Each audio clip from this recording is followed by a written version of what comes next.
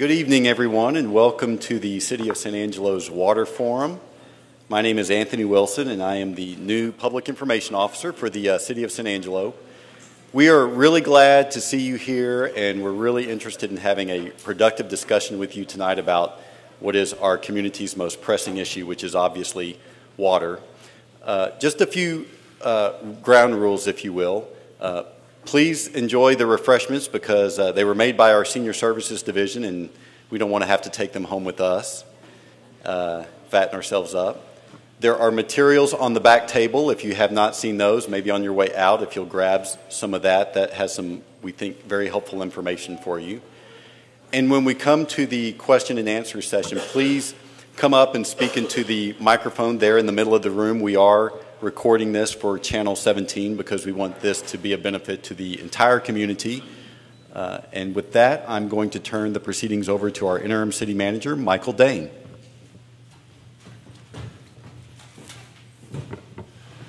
Thank you, Anthony. We do want to welcome you here tonight, but I need to start off by making one thing clear, that Anthony speaks for himself about the cookies. I don't mind taking cookies home. What we do want is we're going to get Will up here in a minute, and he's going to cover a lot of ground. And some of you, or maybe many of you, have seen parts of what he's going to present. We'd like you to bear with us because there are people in the room who haven't seen any of it. And there's a lot of background that goes with what we do, what the situation we're in, how we operate, and how we got into the shape we're in now. It is kind of a long presentation, but we promise you we're eager to get to the Q&A part of the evening. We want you to know what we think we know so that we're all on the same page. You know, as staff, we try to work things so that council isn't surprised. We don't want you to be surprised either. So we're going to try to go through quite a bit of material and then be ready, or as ready as we can be, to answer your questions. We've got you'll see some council members here tonight. What we're trying to do as staff is we're trying to be prepared to answer your questions, but there may be things that you need council to hear. So it's okay to say, I'm in favor of this provision rather than this provision. The only thing we'd ask is there are a lot of folks, probably a lot of folks that want to make comment, and try not to monopolize the microphone. And with that, I'll take my own advice and invite Will Wilde up to get us started.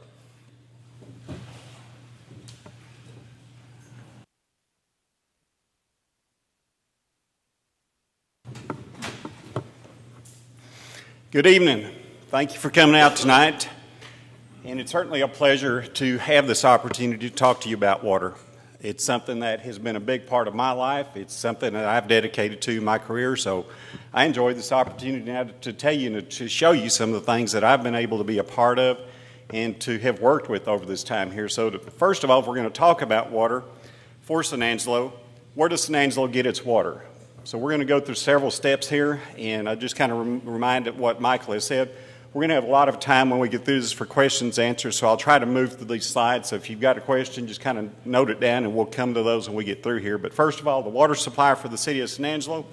Right now, we're totally dependent upon surface water for all of our sources.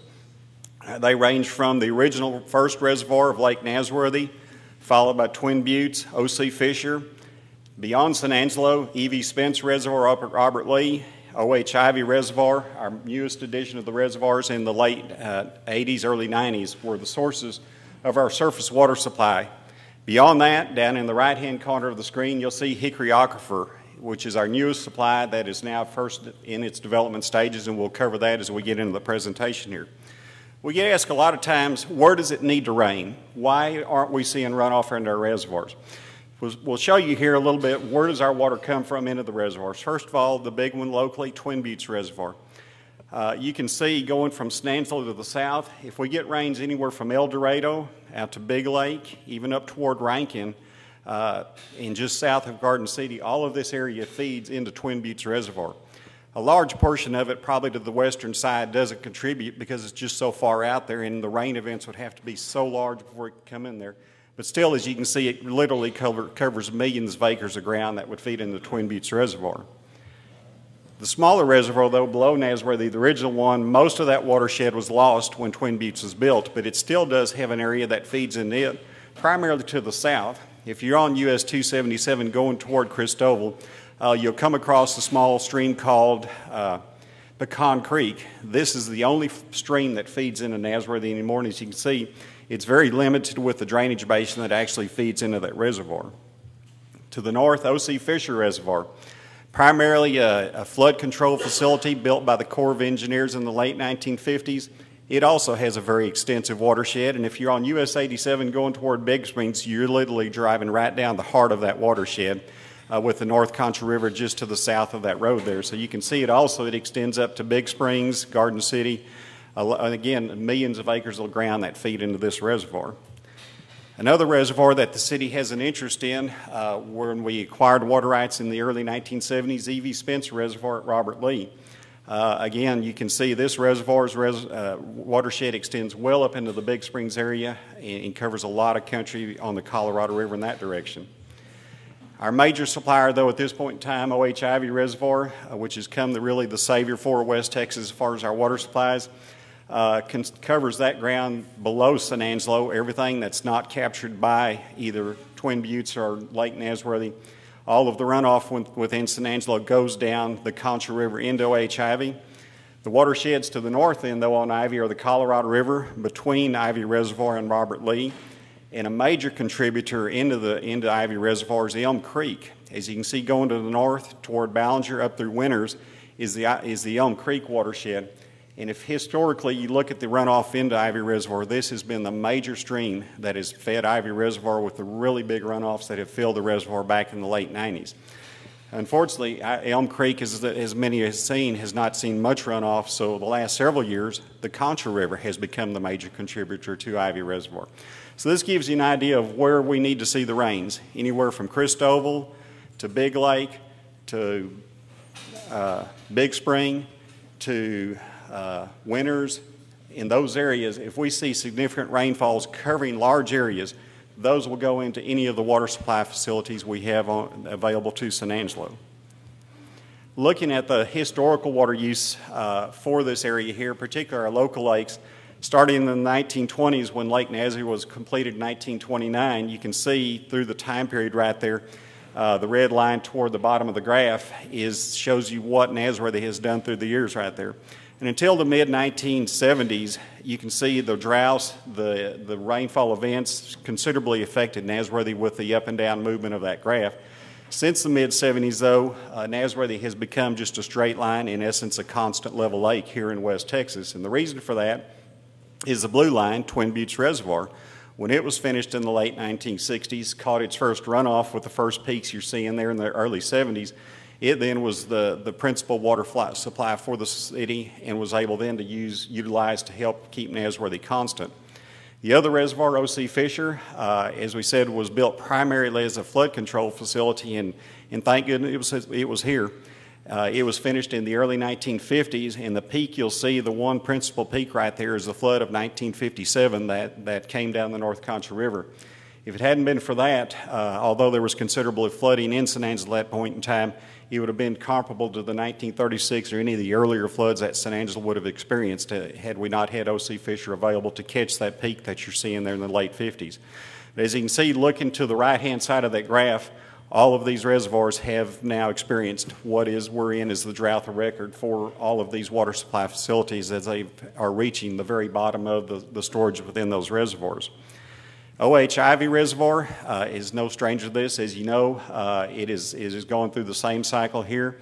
One which had over 500,000 acre feet in it in the mid-1990s now is down to a content of about 70,000 acre feet.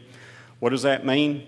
Ivie Reservoir supplies water to San Angelo, to Midland, to Odessa, to Big Springs, to Snyder, and to Abilene. A lot of communities are relying upon that reservoir for a significant part of their water supply. So projections have been made, okay, with that amount of water, how long can we go with this reservoir? If we just received what is average inflow on the reservoir, the top line on this graph would show you what would happen between now and 2014. we wouldn't see the continued decline. The reservoir would begin to recover and really be in good shape even over that time period. Let's say we received half that amount of runoff. The middle line, the red line, shows you where we would be through the same time period.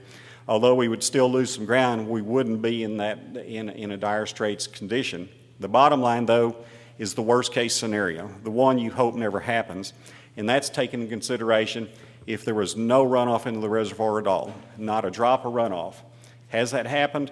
Even this year, even last year, under the worst conditions we've seen, there has always been some kind of runoff into the reservoir to help give us that fluctuation on the line. So although this the worst case scenario projections under no runoff conditions, we hope and we pray that we would never see that happen. But that kind of gives you an idea of where we may be a year or year and a half from now if it does come to pass.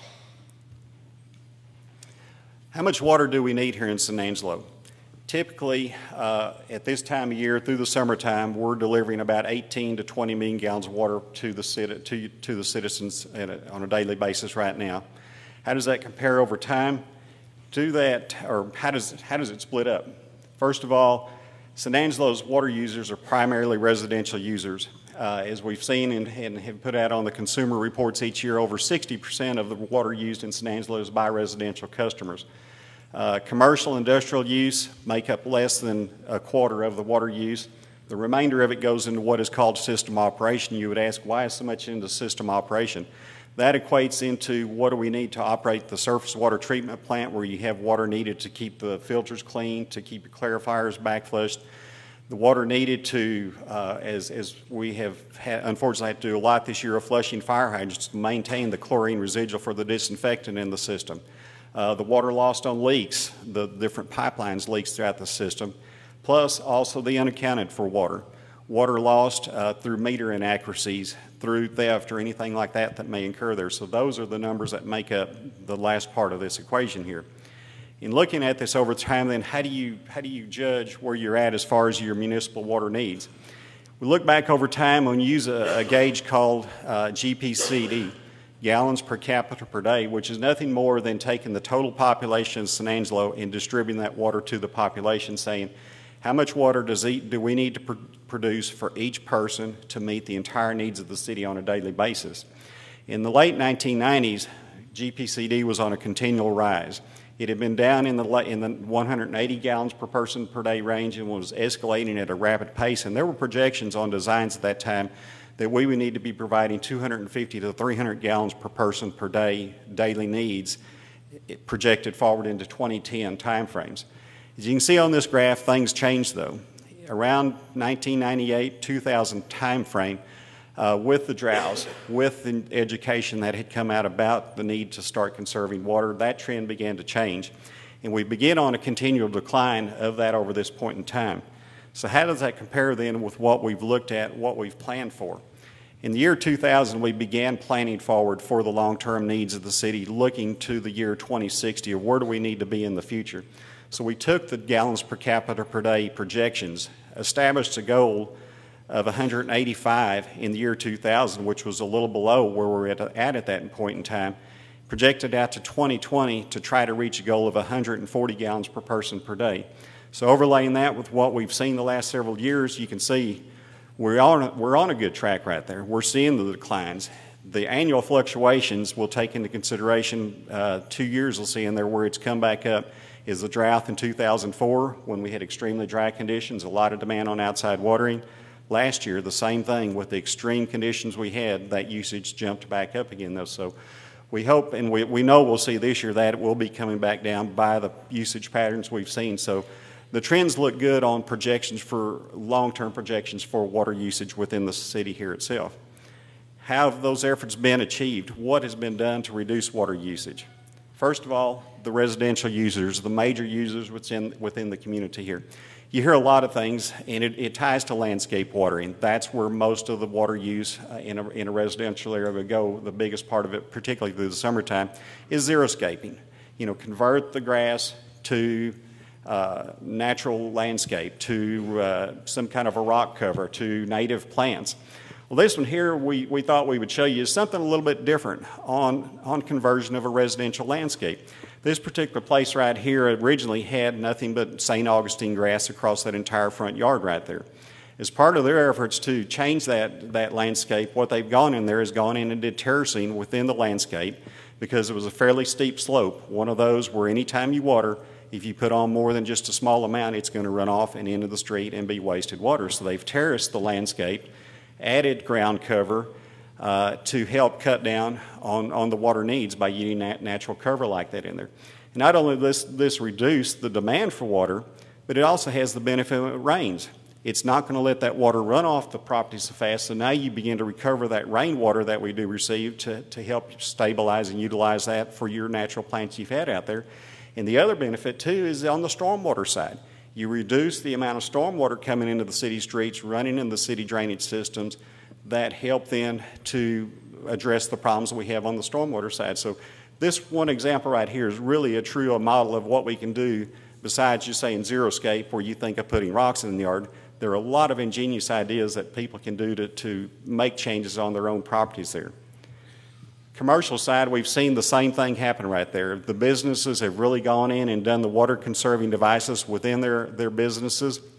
And beyond that, the Baptist Memorial Foundation on one of their facilities has really done and has brought us a poster child type project here that we're very proud to have been a part of and helped participate in bringing this about for them, is a rainwater harvesting project.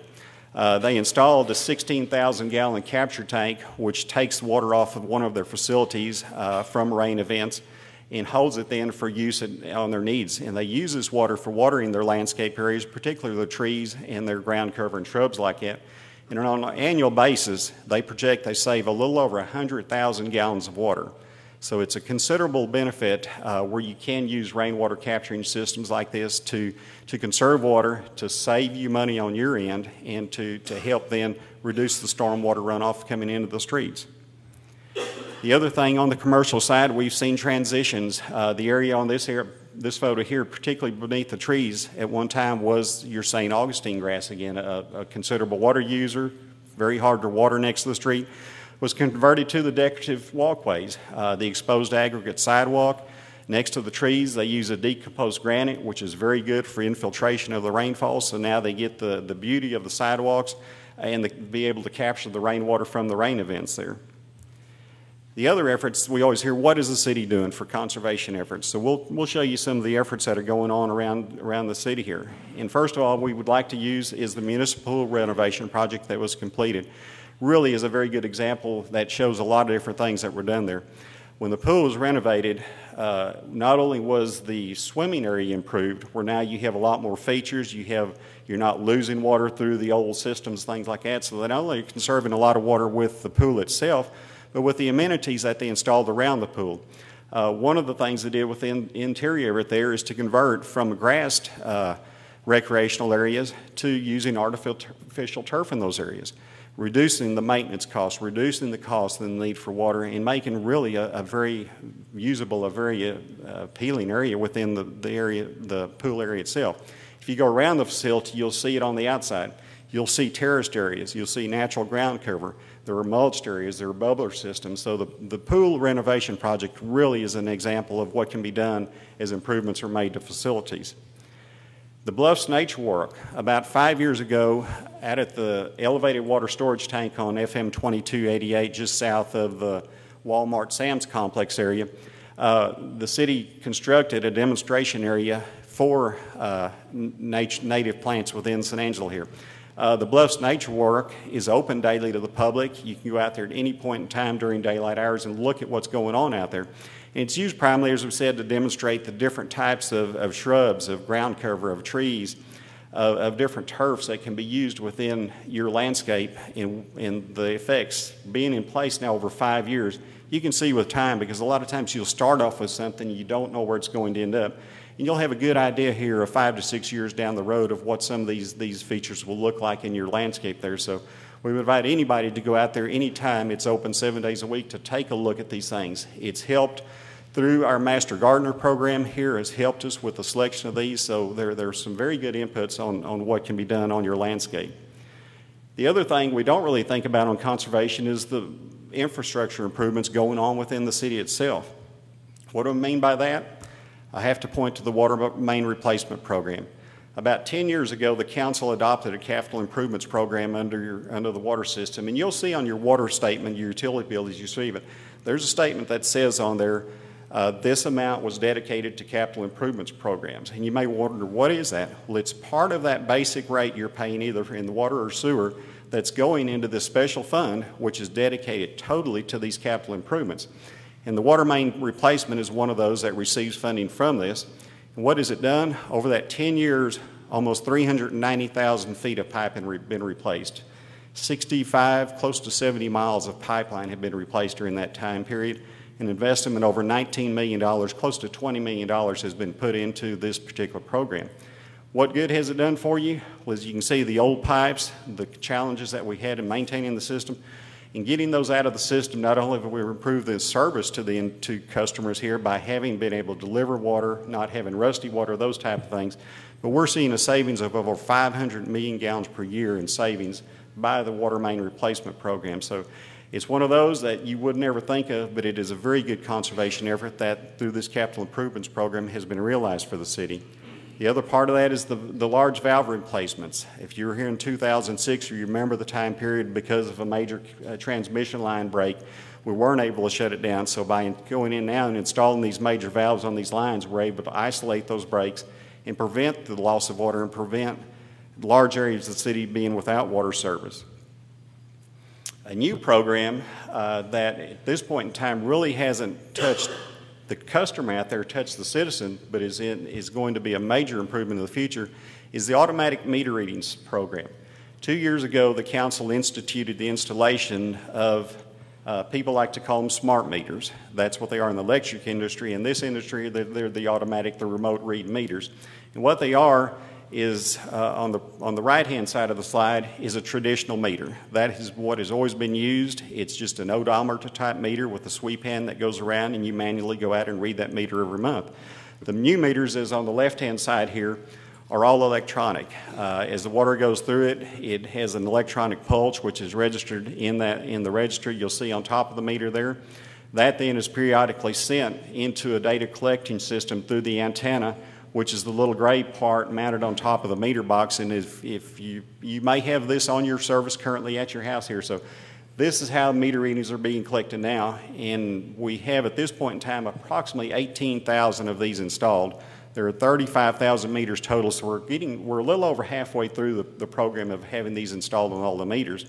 And what this will do for you, these meters record the data that you're using throughout the day. Every hour we have a meter reading come in telling what was used in that previous hour during the day like that. So with time, as this information is accumulated, we bring it into the database system. There are programs out there which we're working with some of the vendors right now so that information could be made available to you so you can go out and look. If you're wondering what is that sprinkler system doing, how much am I using when I wash clothes, you could go into your account and be able to look at that information and tell what you're doing as far as your water use patterns.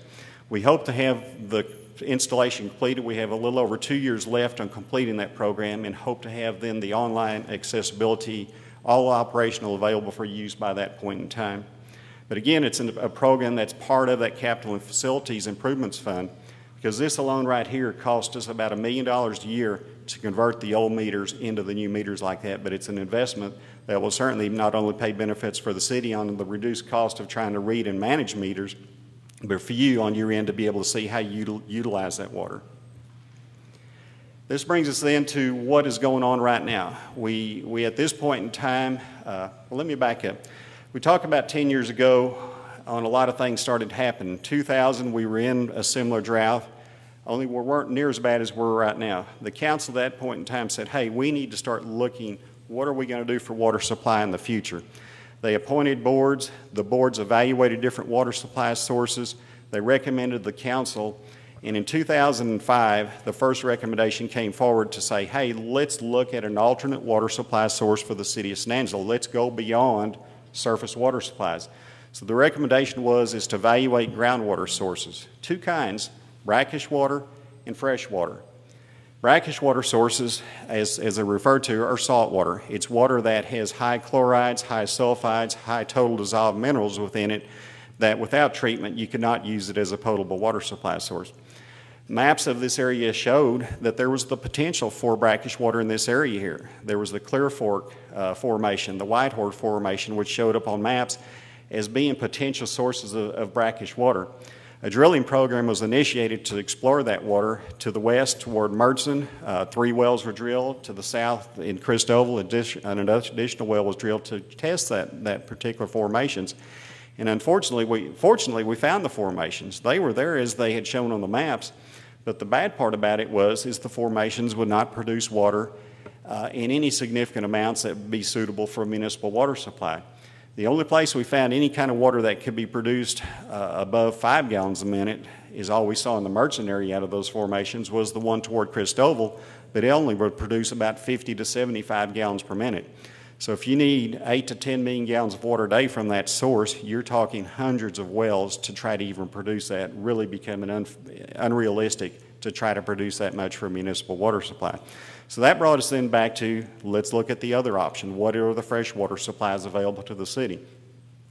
The Hickory water supply was the logical choice at that point in time, because if we look back, and we'll come to that as we move along right here, the city had begun looking at that in the early 1970s when there was another drought going at that point in time as a possible water supply source for it. If we talk about the Hickory Aquifer project, what is the Hickory Aquifer? Where is this thing? This is the map of Texas. Will give you a general feel of where the Hickory Aquifer is located. It's in the central part of the state of Texas here.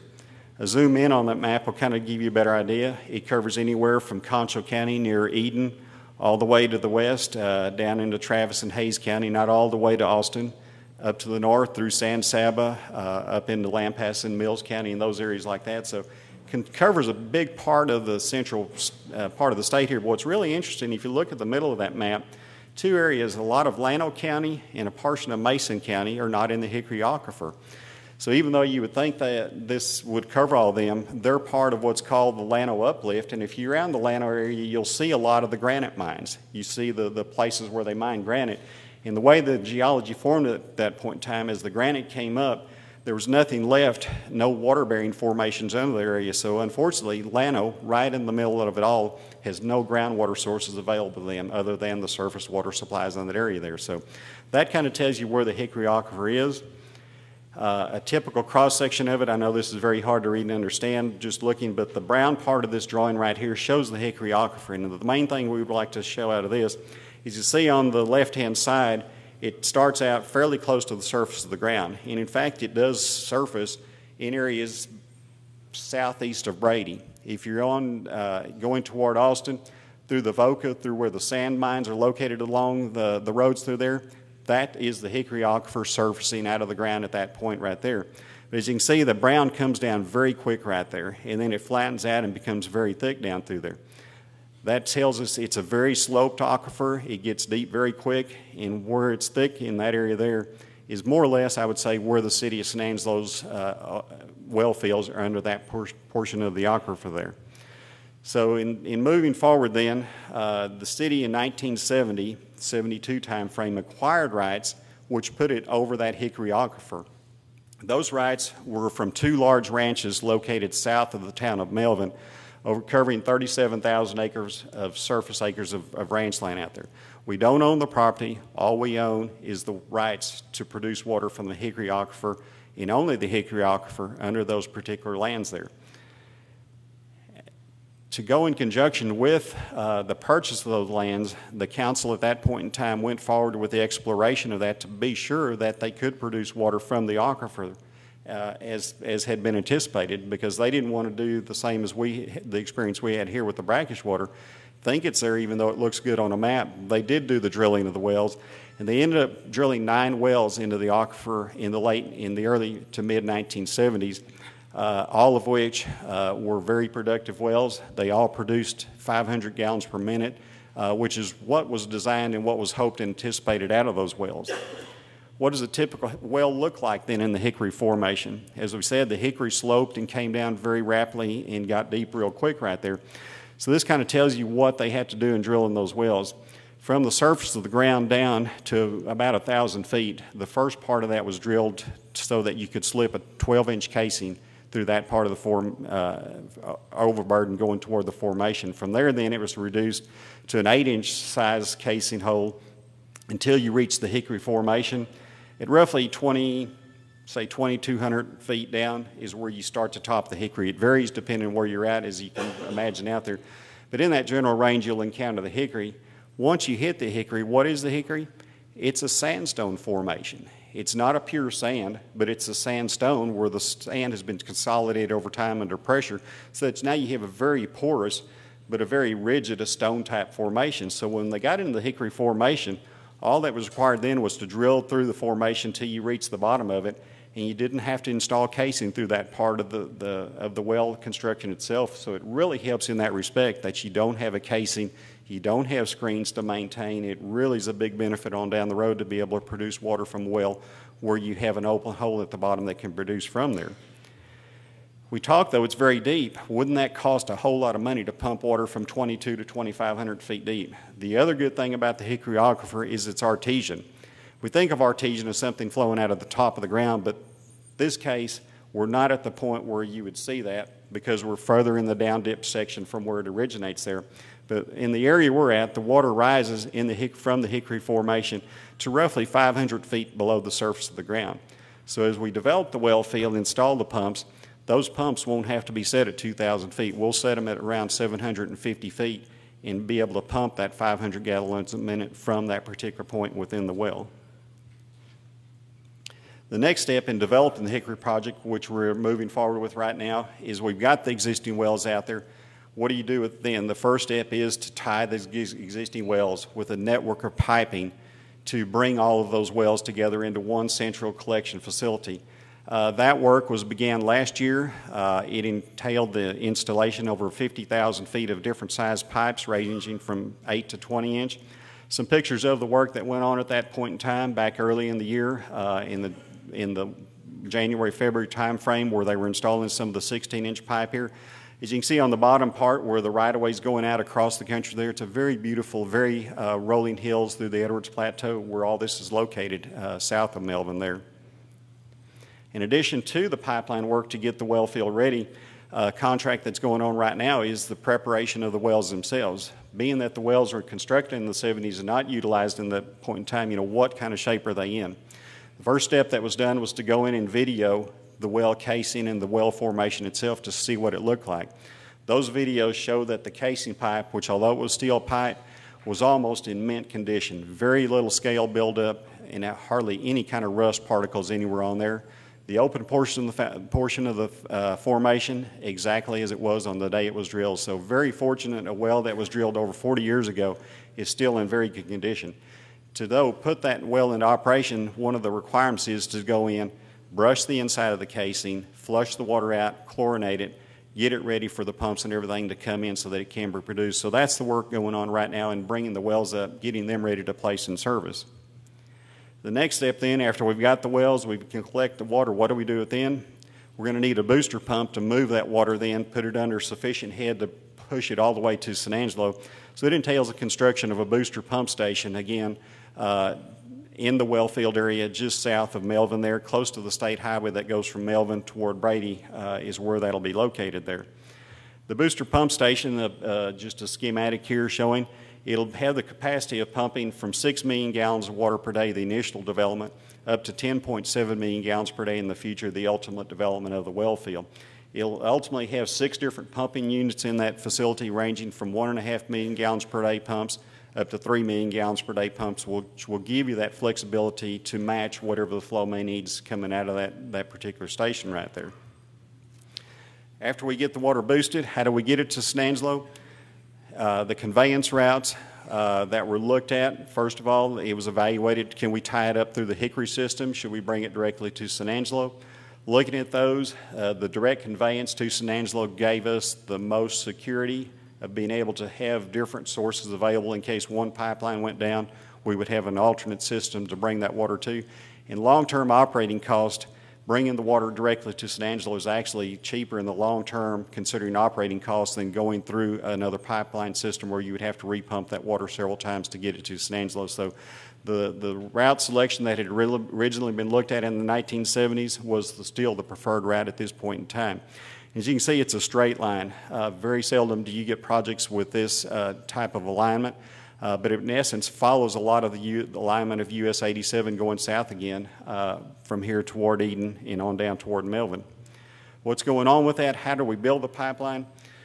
Different types of materials were looked at. As you saw in the collector pipe systems, those were PVC pipes. PVC was the selected material for use in the well field. For the main transmission pipeline, the one thing we had to look at is the water coming out of the wells, as you can imagine, from 2,000 plus feet deep is warm. It comes out of that well at about 85 to 90 degrees, up to 95 degrees is the temperature of that water coming out of the wells. In fact, the City of Eden, who also uses that water out of the wells, has to go through cooling towers before they can even use that water in their distribution system. So in considering that, we had to look at the type pipes, what their pressure ratings could handle, and be able to bring that water into the city here. The pipe that was selected by the contractor for use on this is called a concrete steel cylinder pipe. And it's a big word for nothing more than it's a steel pipe that has a concrete mortar lining on the inside to protect it from corrosion and a concrete lining on the outside for additional protection from corrosion.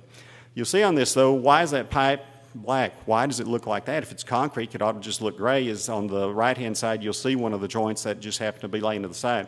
What is done on this as additional protection of that pipe so that we can minimize any corrosion potential over the life of it is to put plastic bagging over the pipe. It has a double plastic bag put over the pipe so that there's no soil that would come in contact with that pipe, which could then start the corrosion process should it get through the concrete layers on that.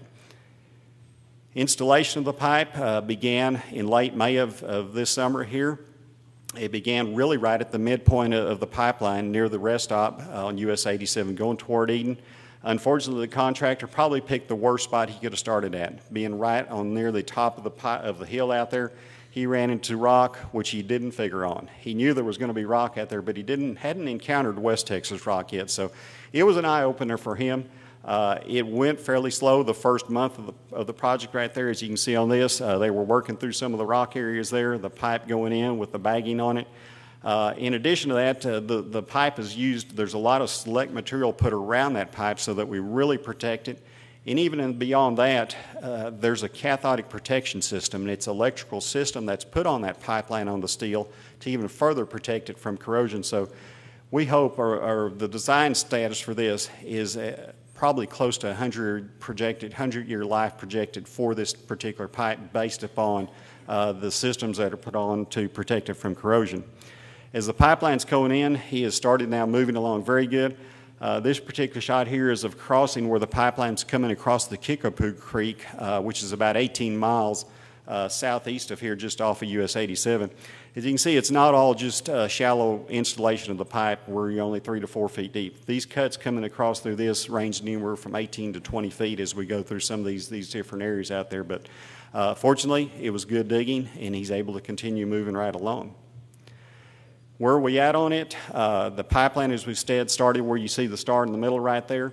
A little over 16 miles have been installed at this point in time. The contractor has 2 different crews working on it, one coming towards San Angelo, one going toward the well field. The one in San Angelo, coming towards San Angelo, is very close. If you're familiar with the rural areas, Fort McCavitt Road, they're going to be coming to that by the midpoint of September. Going toward Eden, they'll be crossing US 83, which goes from Eden down toward Menard, reaching that about that same point in time. So some very good milestones. They're very close to getting back on schedule and moving at a very good pace on the project there. The next part then, we've got the water to San Angelo. What are we going to do with it? I don't think there's any secret the water in the Hickory contains radium. Radium-226, 228, a naturally occurring element. Where the heck does that stuff come from? I always wondered that, and I've actually learned it here over the last several years. Is it comes from, we talked about the granite. As the geologic formations formed in there, as the granite was uplifting, lens of that was left within the formations of where the Hickory and the different water-bearing formations are located in there. Granite is a natural mineral within which radium is very prevalent, exists. If you had granite countertops at your home, they have probably radium, they have some type of radiation in it, and if you had a Geiger counter, you could pick it up and know that it's right there. So it's very common, and it's very commonly used like that. So that's where it comes from, is from the granite, from the clay lenses that were left behind as the granite decomposed over the geologic time like that. Those come in contact with the water, and that's how the radium gets into the water naturally. It's not a man-made pollutant getting into this water supply here. So to remove that radium from the water, different options were looked at. Pilot testing was done on two of those options. First of all, an ion exchange, and you ask, what the heck is that? You know, I said the same thing when our consultants asked us initially. But ion exchange is a process where the water goes through a filtrament media. As it goes through there, the different charges on the particles, the radium is now drawn to the media within itself so that it adheres to the media. Then the water molecules pass right on through that to be discharged then into our clear wells.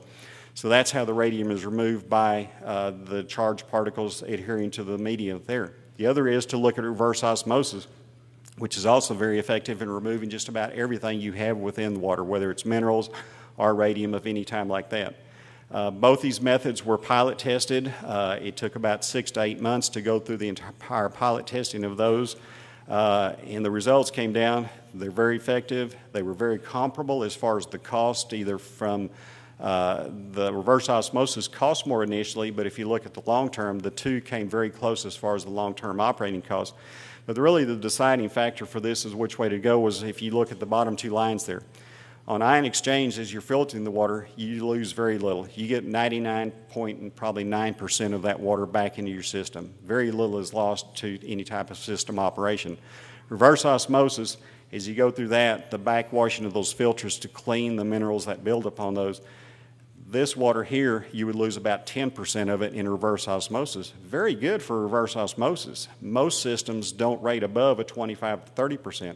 If you have one on your home, the kind you have under your faucets, maybe on a kitchen, those at best generally maybe get 50% recovery on those. So you're losing 50 to 60% a lot of times on your home units, or even I've seen some that required 300%. You may put 3 gallons of water through to get 1 gallon back, but on this, the hickory water was very amenable to reverse osmosis, but still losing 10% of that valuable water was really a consideration. So the selected process was to go with the ion exchange. And this gives you a simple layout of how the ion exchange works. As the water comes from the well, it goes through some pre-treatment to remove any of the suspended particles that may be within there. From there, then, it goes into the middle of the ion exchange unit, which again is nothing more than a filter bed, media within it. The water passes through, the finished water coming out, the 99% recovery going then into the clear wells to the distribution system.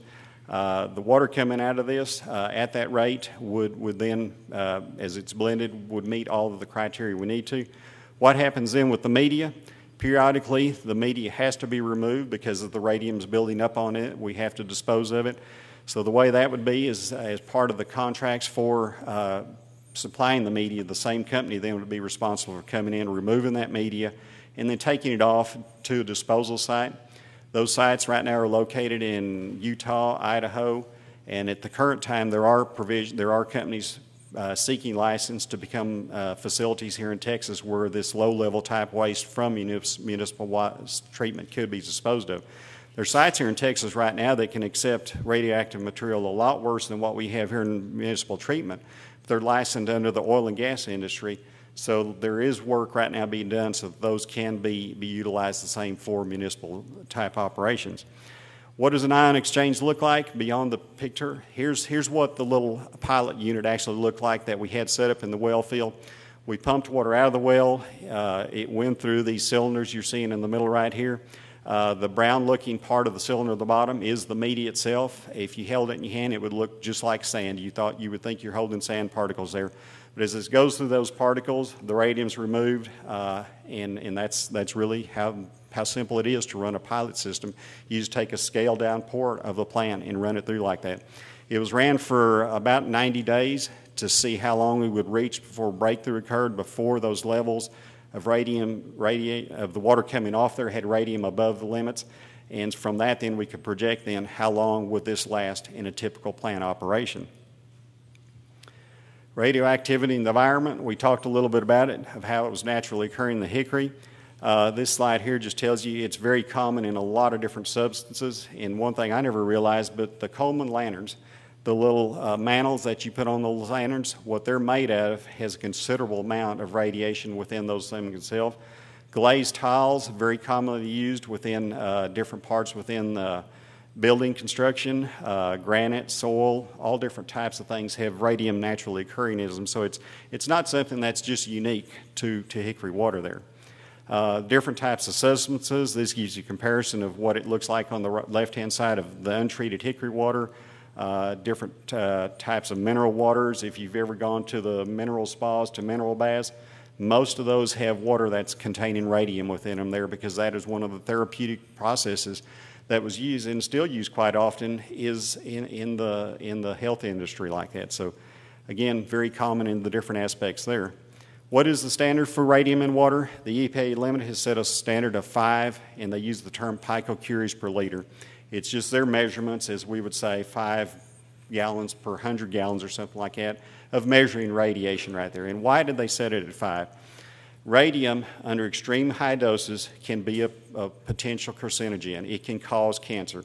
Any substance that causes cancer, the EPA, the regulations with that, then mandate that they set those limits at the lowest possible practical limit so that we reduce any potential risk of cancer. And that's what's happening here. That's where they do the health risk assessment. And for the water industry, what that means is at the 5 picocuries per liter or less, or water containing 5 or in that range, you would have the potential in a population of 1,000 individuals, 1 additional case of cancer over a lifetime of 70 years of consuming that water. And how much would you have to consume? 2 liters. What is 2 liters? That's about a half a gallon of water every day for 70 years. If 10,000 people drank that much water every day, there would be 1 person within that group may have the potential for additional development of cancer there. So as you can see, it's a very stringent standard that the EPA standards has established for this, but this is typical of what you'll see with all of the standards for protection in those areas like that. How does our water compare what we're going to be getting out of the hickory with others around? The hickory, the wells that we pump tested have an average of about 35 picocuries per liter. Some of the other systems around that utilize this water, Miller's Udall Water Supplies Corporation, a system that pumps water from wells near Melvin through the rural area and supplies that water, has been utilizing that water untreated for over 40 years now, has been supplying water that has a level of 68 picocuries per liter. Miller's Udall has, though, installed a water treatment plant, so they are blending their water now to try to bring their water into compliance with these standards. The City of Brady was the same way until they built a water treatment plant and began utilizing surface water.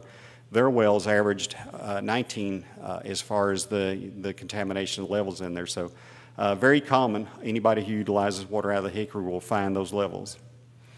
When will the hickory project be done? The first part of it, the collector pipes, are complete. They were finished in May of this year. The transmission main, as we said, has started in May of this year, is moving along and is scheduled to be complete by July of next year. The booster pump station, the well equipment installed in the pumps is also online to be completed by July of next year. The final part of the project, the water treatment plant, the final decision was made on the treatment process in May. Our consulting firm at this point in time is very quickly going through the design phase of that. We'll have it out to bids the first part of 2013, be into construction early next year, and it'll also be online then July of 2014, about a year after these first facilities are completed here. In the meantime, though, as the drought has continued to get worse, the council has asked what we can do to look at beefing up to make sure we have adequate water supplies looking in the future. One of those was to look at the Hickory well field, since it is an underground source of water available to us here. In looking at that, though, this Hickory system currently is being designed to produce 6 million gallons per day into the city of San Angelo. And the reason that it's sized is that is because of what we can do as far as banking water within the Hickory. The permits we have for utilizing of Hickory water state that if we don't use the water we're allocated this year, we can put those into a bank for future use. And the red line you see on this graph shows that at this time we have about 37,000 acre feet of water banked that we haven't used since the permits were issued in the mid-1990s. And since that point in time, no water has been used from the Hickory since we have had no facilities there. So we have all of the water that has been permitted to be used available at that point in time. So at 6 million gallons per day, figuring starting in 2013, 2014 there, we can run at a constant rate at that point until our permits allow to go up to 10,000 acre feet per year in 2026 and then escalate on out to 12,000 acre feet per year in 2036. So it makes for a very smooth transition in the initial design of the project. But if the worst case scenario comes and we need additional water, it would just affect how quick we would use up that banked water. As you can see on this graph here, starting in 2014, if we used 9 million gallons per day from that field, our bank water would be used up within about 4.5 years there. So that at that point in time, we would have to drop back to what is the annual permit allowance, which is 2,700 acre feet per year then. And we would only step up with time then since we would have no additional water left. But it is an option for a short-term need should that occur somewhere within there. How would you do it? 9 existing wells right now, that will produce what we need for the 6 million gallons per day.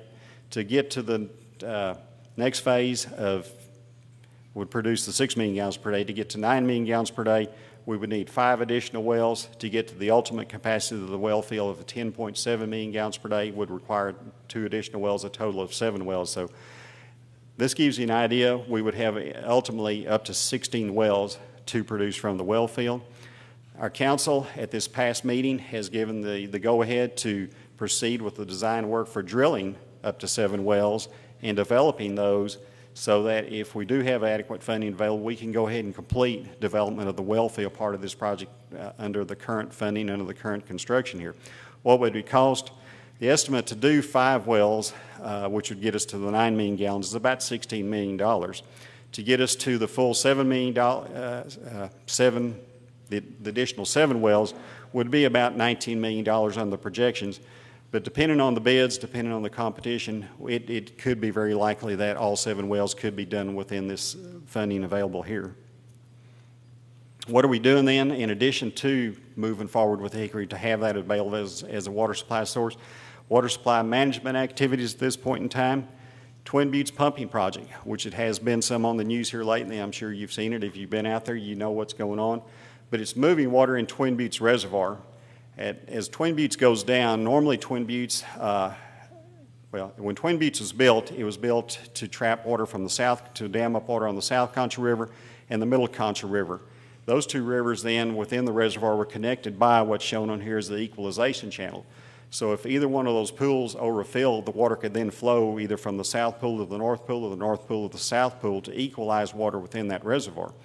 Unfortunately, though, with the dry years we've seen, the reservoir has become separated into the north pool and the south pool for each one of those particular systems feeding into it. And where we're at right now, we're down into the bottom parts of those pools, what is called the dead storage part of the reservoir. And those are nothing more than when they built the dam, it's the areas where they excavated the soils, the materials to build the dam with, is where the water is stored right now in Twin Buttes Reservoir.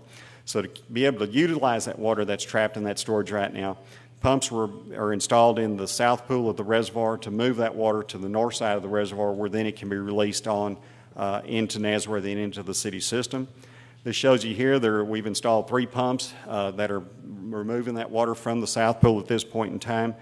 They have a pumping capacity of about 25 million gallons per day can be moved out of that particular pool of water. It's piped for a distance up the Equalization channel until it at that point can gravity flow through the channel. From there it flows about 14,000 feet through this channel through the existing part of the facilities like that into the North Pool, where then it is either stored in the North Pool or at this point in time, since we've just started the project, all that water is just flowing through into Nazworthy, where it's either helped to stabilize Nazworthy so it's not dropping as fast, and it's also being utilized on downstream releases where we need it for the municipal use each day like that. The final stage then in drought in our water supply management is something that's coming up very rapidly here, and that is drought level 3. What do we mean by this? If we go back to looking at our water supply projections, at this point in time, in August, we had a little over 18,000 acre feet of water available from all of our sources, whether that be from Ivie, from our local lakes, at this point in time, all of our surface supplies.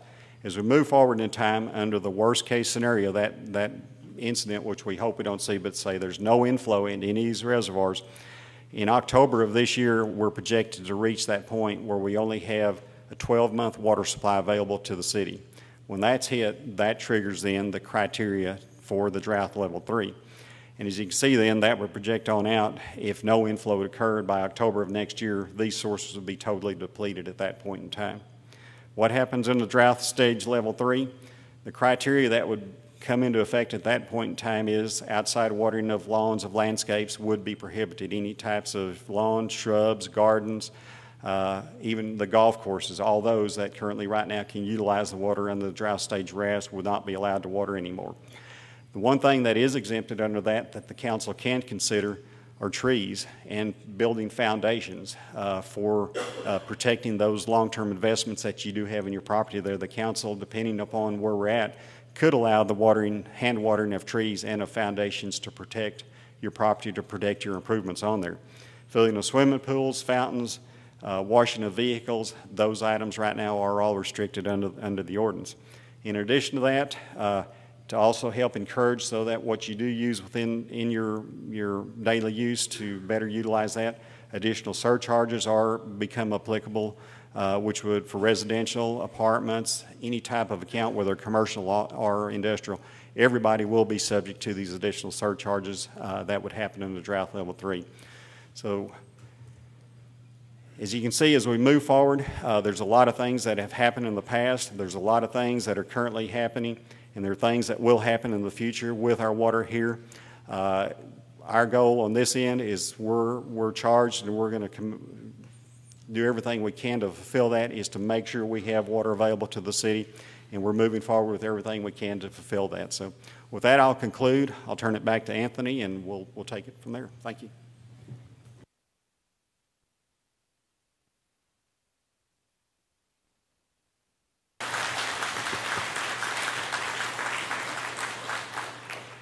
Well, that should give you a lot of food for thought for some interesting and probing questions. So if you would, you can see we have a microphone set up right there in the middle. If you would, please approach the microphone with your questions. If you don't mind, state your name, because we are filming this for Channel 17, just so folks can see who it is who's answering the question. And then, depending upon the nature of the question, our staff is going to come up here to this microphone right in front of the stage and answer the questions from there. So who has a question? Yes, sir, please.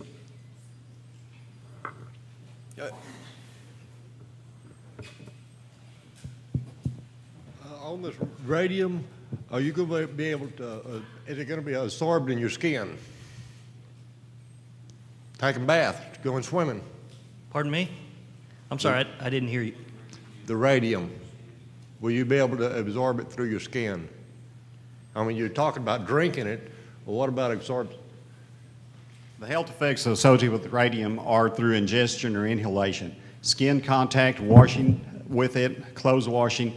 The studies that we have found in Sandra VRL through our health department, we have found nothing that shows anything harmful as using it in those manners for either washing or either clothes or yourself. Okay. Will it be absorbed into metal pipes? As far as the radium itself, doesn't readily just attach itself to metal pipes, to plastic pipes, or anything like that.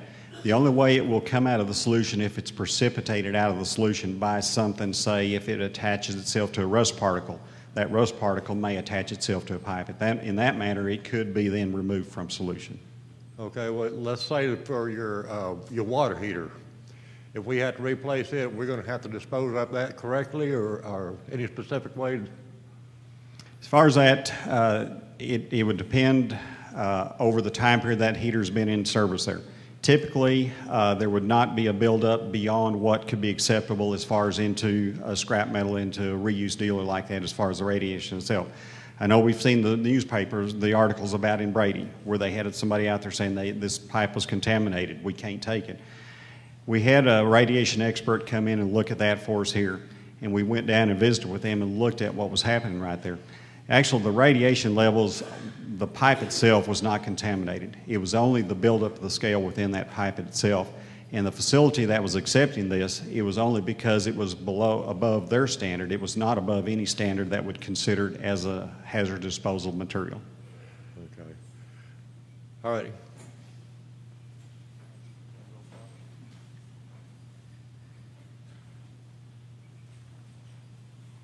My name is Ralph Filburn. I want to know what the logic was in pumping the water from the South Pool to the North Pool and then into Nasworthy when you can pump straight from the South Pool through the South Concho River straight into Nasworthy and bypass an evaporation source in the North Pool that's twice the size of the South Pool.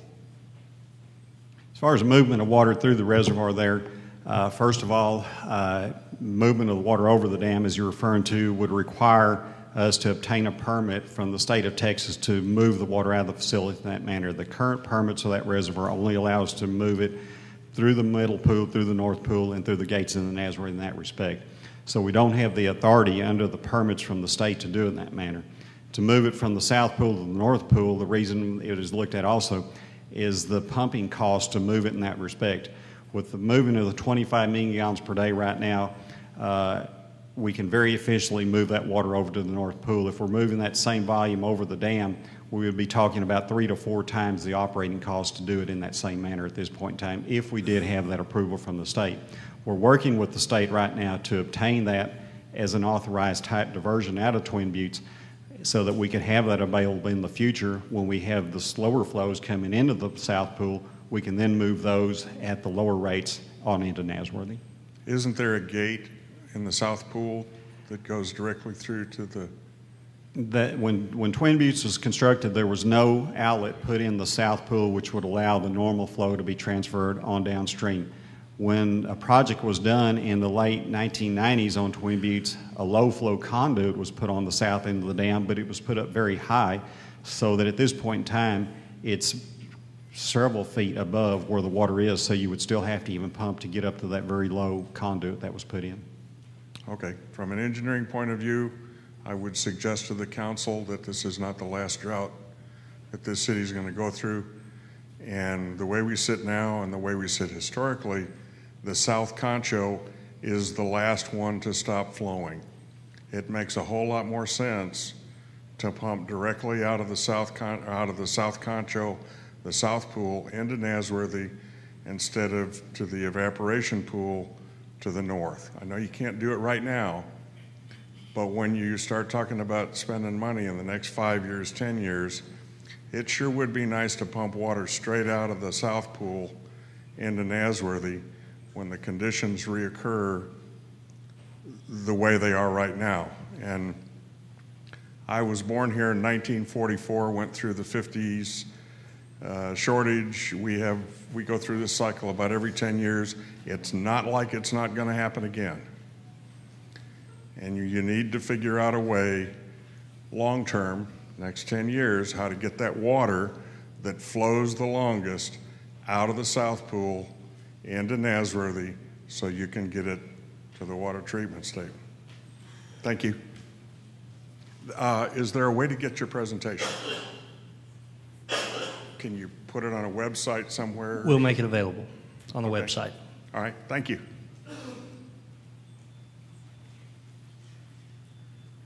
My name is Don Chavez, if I'm too close to the mic, sorry. You answered one of my questions on that last slide you had there in the restrictions, that it would be restricted all across the board, including the golf courses. That has been a major concern of mine as to why the golf courses were allowed to water 7 days a week before we got to this point. That's just one of the concerns.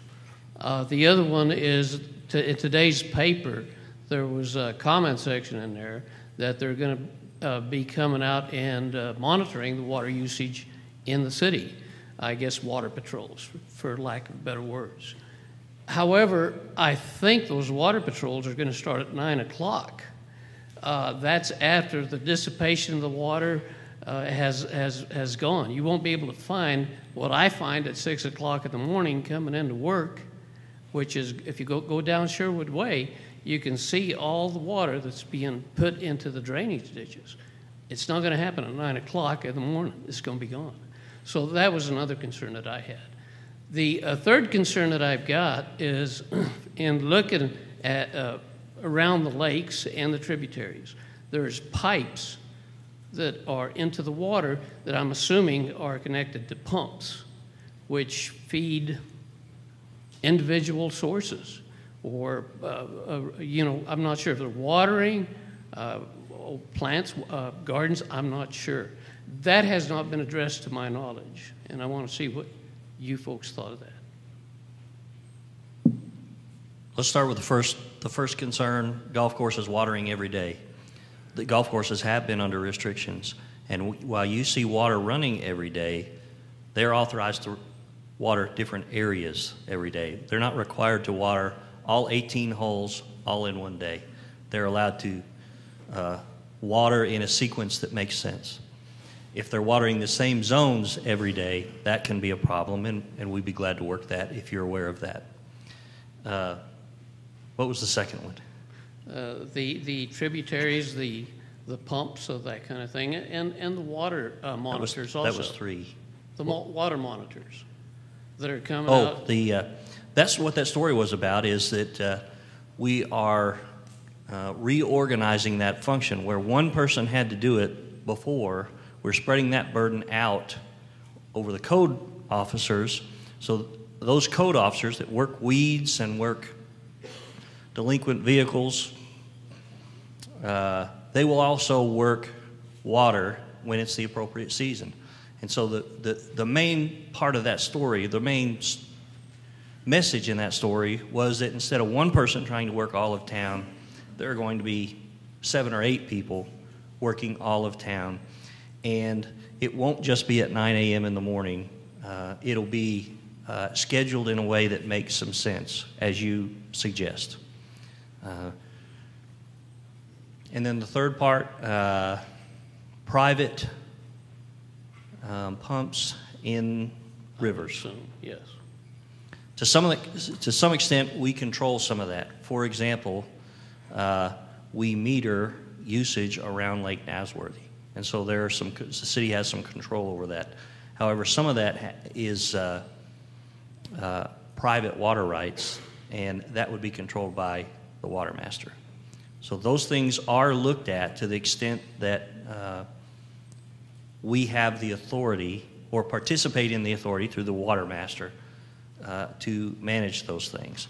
But your observation that there could be some in there that aren't appropriate is probably a good one. And that's very difficult with all the linear miles we have of banks to manage. So if you have a suggestion or you have a concern, I wish you'd call and let us know so we can check it out.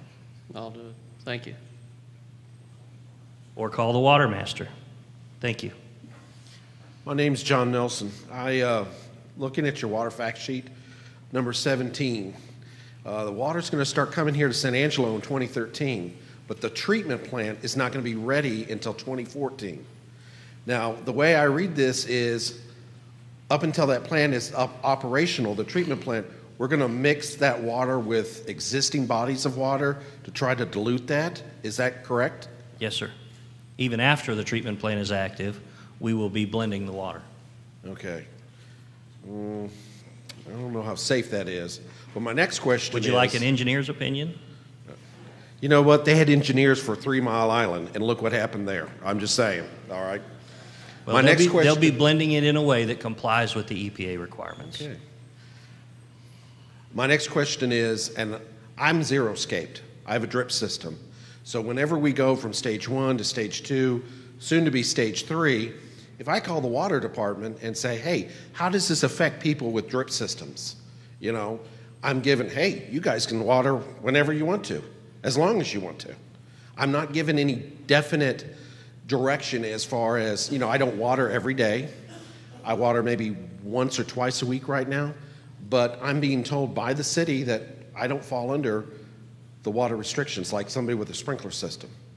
How does that, how would stage 3 affect people who are zero-scaped? Will, can you help me with drip systems? As far as the drip systems under the previous stages, whether it's drought level 1, 2, or standard conservation, they are handled differently, whereby it's difficult to know the exact days you're watering, so they're exempted from the daily watering, but they're not exempt from the application rate. As a drip system, you're still required not to exceed either the half-inch water per week in the wintertime or the 1 inch in the summertime, which then decreases with the drought levels. And the drought level 3, you're not exempt. At that point in time, the only watering that may be allowed with the council decides would be watering of trees, and that would have to be by hand watering, not of trees or foundations. Okay, thank you. I want to revisit the question about the blending, and that is if we have water to blend with, we will be blending. But if we don't have water and that's our only source, that's what we'll be drinking. That's important.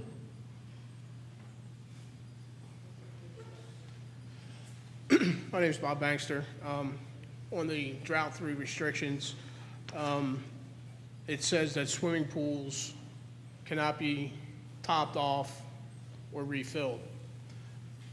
My concern is with the amount of swimming pools in town, residential and commercial, when the water gets below the skimmer basket in the pool, the water will not circulate through the sand filter systems that clean the water and add the chlorine back into the water to keep it from going stagnant.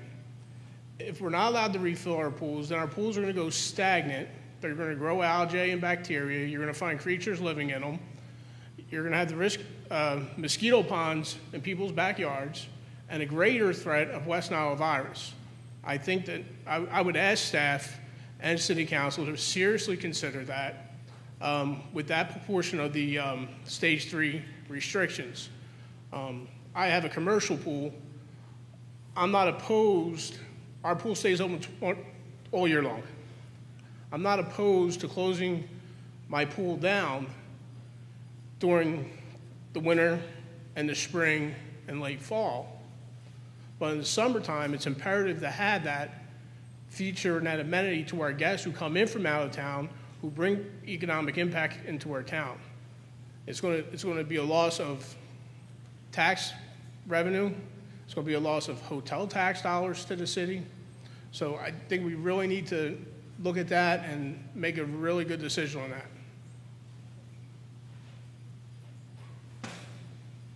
Thank you, Bob. I think council hears you. They have considerable concerns about not just private pools, but the commercial activity associated with pools and car washes and other interest golf courses which would be affected by drought restrictions. Sir, I just got one question to ask. Well, let's assume that...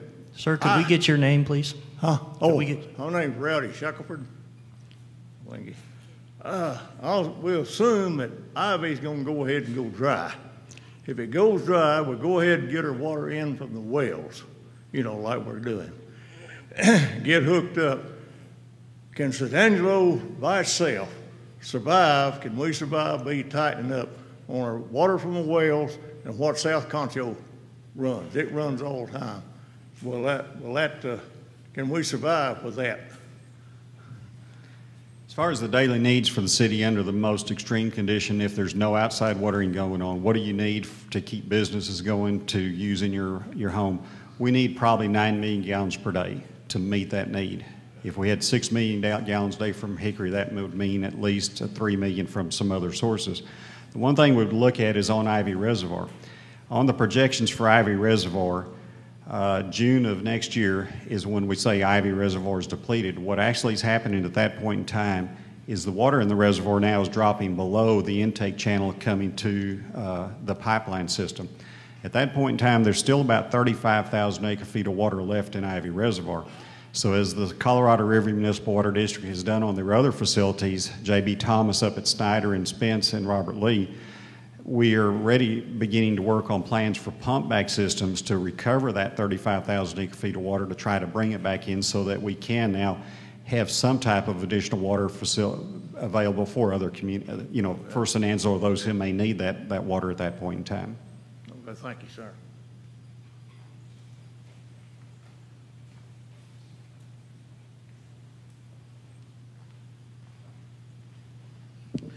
My name is Billy DeWitt, and I have a couple of questions. On the process to remove the radium from the water, That sounds like it's going to be an ongoing expense, and I just wonder if the city is building that into the budget, or is that going to be an additional charge on our water bills? We built you remember here not long ago the rates went up way up. That was the Hickory Aquifer rate increase. We built a portion of a block of money in there for treatment costs. That was an estimate, and until we get that plant built and until we've operated a little bit, it's just an estimate, and we don't know if that's going to be enough. But we have built what we think is an estimate of those costs into that what rate that you're already paying. Oh, okay. And then my second question on the automatic meter readers, I don't know if I understood Mr. Wilde correctly, but I thought he said it would be an ongoing cost once they're all installed of $1 million a year. Did I understand that correctly or no? No, that's the installation cost. And once they're installed, that part of it will go away, and there'll just be the ongoing costs associated with regular meter maintenance and regular replacement. But that $1 million to $1.25 million a year is just for implementation of the project. Oh, I see. Okay, thank you. Good question. By the way, my name's Michael Dane. I'm going to make a little comment, a little sales pitch on those meters. If you're in town and you have concerns about what we've billed you, if you have one of those automatic meters, they can pull the data for what your daily usage was. I don't know if we've got the data for hourly yet, but I'll give you an example. Back around Christmas, we had a customer who said, there's no way I use this much water. And he happened to be one who had an automatic meter. And we pulled the data, and sure enough, he'd forgotten. There were certain days he watered right before Thanksgiving, trying to green up the yard for the family to come into town. And it really worked out well. So if you've got one of those meters and you've got concerns, it could be that we've got data that can remind you when that watering occurred. My name is Tony Blair, and I was just wondering, what is the model for San Angelo for an area that receives 19 inches of rain a year? What model or what other city are you looking at for future building codes, planning, and the gray water issue doesn't seem like it's been touched on a whole lot. So. Good question. All regulatory type activities that a city or any government enters into is very much dependent on the outlook of its citizens, because that's who's going to be regulated. We've talked about those kinds of things, and probably in this environment, we're ready to talk seriously about that, but that is very much dependent on what the citizens want. If you want if you want Big Brother to tell you what you can have in your yard, we can do that. It's a question of implementing the policies through council. Staff can take care of that. But that is very much, in the long term, that is very much in your hands. What regulation do you want your city government to impose on you? That is one of the luxuries of being on the small end of the government spectrum, is we're right here. We have to look you in the eye when we drive in the driveway, when we go home at night. You know how to reach us, and you can very much have an impact on what regulations you're subject to locally. So all of those are possible. We've talked about those things. Some other cities do some of that. Some of them do more of it. And that can happen in San Angelo, too, if that's what the citizens want to happen. So if it started raining, say like 1936, where we get 51 inches of water and everything's full, do we just open the gates and everybody uses as much as they want, or do we plan on that water running out like it has in the past? Well, our drought planning still exists. So if it starts raining until those lakes are full, there are varying levels of rates and usage allowances that go with that. But yes, it very much could be that. If those lakes fill up, everybody could begin watering, and the mood change to, don't restrict me, I see that lake's full. I see that one full, and that one. So again, it goes back to what is the What's the temperature of the citizens who ultimately are going to make those long-term decisions? Thank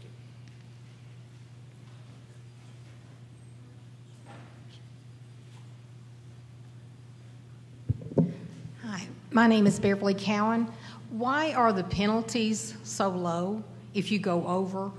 And if you go over a repetitive number of times, do those penalties go up for, say, single household or businesses over time? Well, when he talked about that extra amount you pay after a certain usage amount, that's an extra amount per 1,000 gallons. So, for example, if we're in a stage where you can use 10,000 gallons and above 10,000 you pay an extra $5, that's not just $5 once, that's $5 per 1,000 gallons you use. And it's a punitive kind of a measure that is in place to dissuade people from using that much. But that, like the previous question, can be very much in the citizen's hands. If you feel like instead of $5, an extra $5 per 1,000, it needs to be an extra $15 per 1,000, that can happen.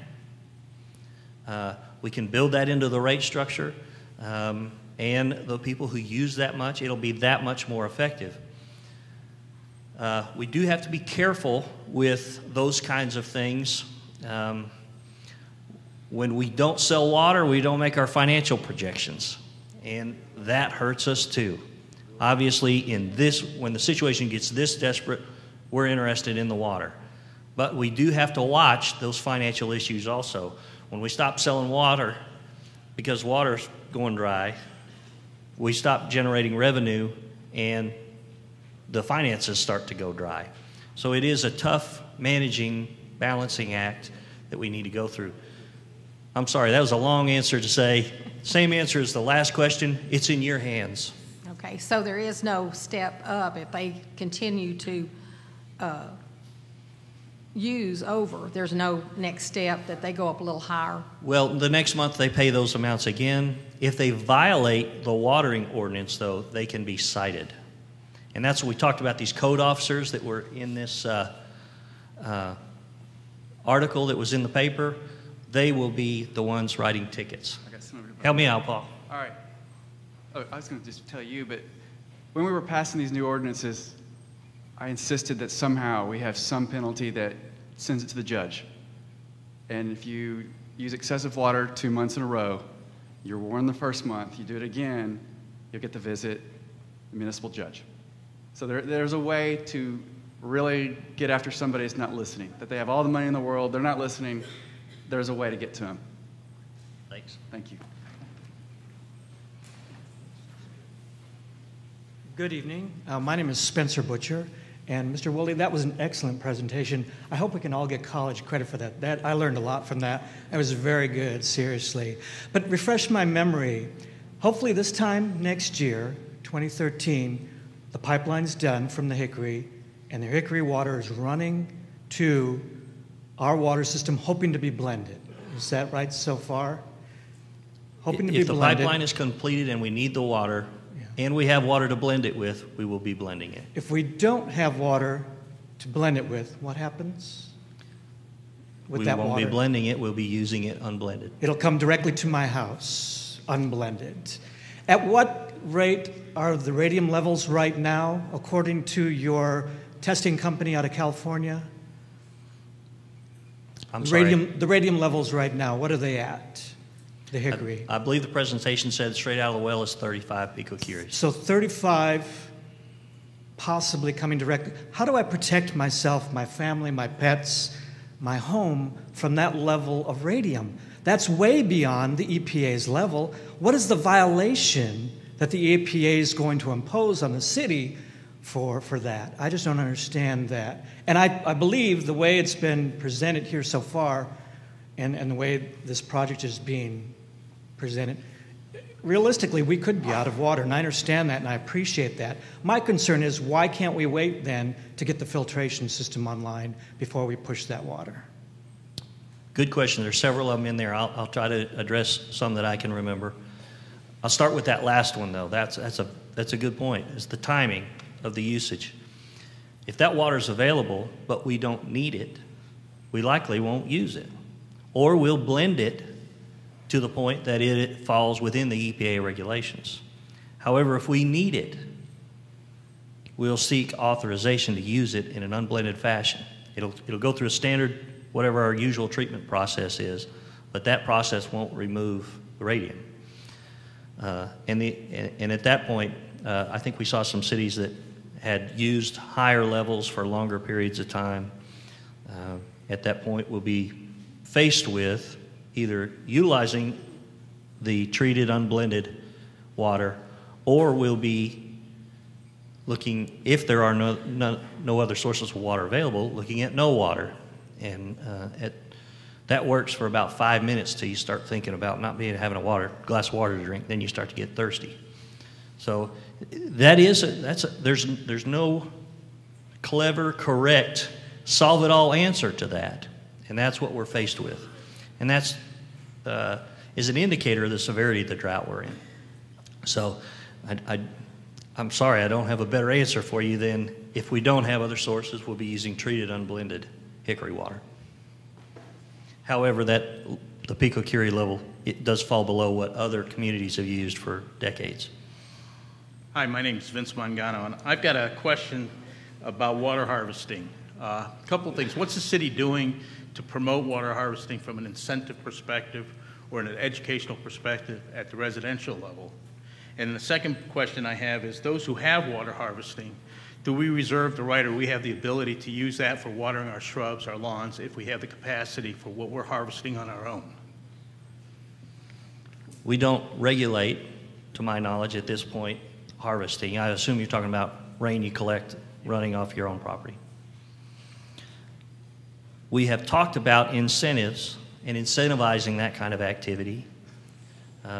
We don't have a lot of work into that right now because our water supply guys have been working on the big water supply picture at this point.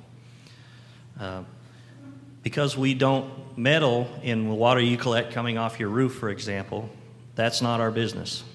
And so we would encourage you to do that and utilize that water to keep that landscape alive. Excuse me. So we encourage the behavior while we don't have a significant incentive program set up right now. I think we've talked about something smaller scale, but the question is the education side. The city does, we contract with the Upper Colorado River Authority to do some conservation education. A lot of that occurs with kids. You see a group up here who've been a terrific group to work with on other issues, and we do have an educational effort, and that contract amount is $40,000 a year, where somebody goes out and does educational activity. There is also an employee who has done some of that also. It hasn't made it rain yet, though, but we do have a much more educated citizenry who are interested in conservation. Steve Hampton, Mr. Dane, I was just going to bring up that point also about education. It seems like there are some things that need to be taught, kind of like the power companies are teaching about how to insulate and use less electricity. We could be doing that about water. Also, I hear punitive measures for civil disobedience on using water, but I don't hear anything about helping the poor widow whose pipes are leaking, and we're wasting a bunch of water that way, and people who are running up high bills and maybe can't do anything about it or don't know what to do, things of that nature. Radium, how's that going to affect the plumbers? They're going to be in the water all the time. I don't hear any education that way. Can we take those one at a time, please? Sure. All right. Widows who have leaky pipes and have run up high bills. When people have high bills, they have the option to come into the utility billing department and say, I don't think this is right. I'm showering once a week, and watering my garden with my dishwater, there's no way I could have used 50,000 gallons of water. We have a program where if they can document that there was a leak, that they've had it fixed, that we can waive That's a portion of that to help them. It's a financial incentive to get those pipes fixed so that they're not leaking. And people take advantage of that regularly because with this ground shifting, we've had some pipes break and some problems. And water heaters go out and you find the big puddle under the house kind of thing. Yeah. So we work with people regularly on that. We won't fix things for them, but we will assist them when they've run up a big out-of-the-ordinary water bill. Can the Community Action Agency help with those kind of things like they do with air conditioning? That's a good question. I don't know that. Do we have Bob Solis in the house or one of Bob's folks? Okay. Good question.